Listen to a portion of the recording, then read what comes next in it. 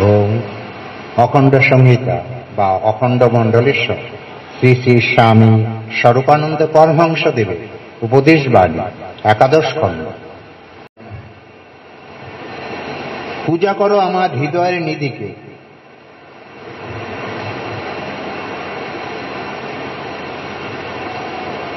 গদির সহিত সংলগ্ন ঠিক পশ্চাৎভাগে এই বাসাবাটি।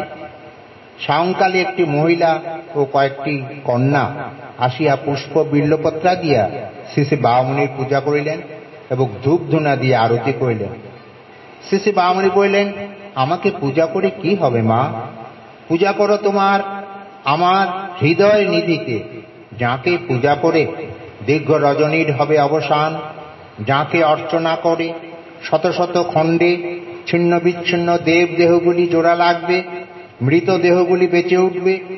শরীরের এক অঙ্গের সাথে অন্য অঙ্গের সম্পর্ক যে ছোট বড় নয়, পরন্তু অবিচ্ছেদ্যতা, সে কথা এই আত্মবিস্মৃত জাতি বুঝবে।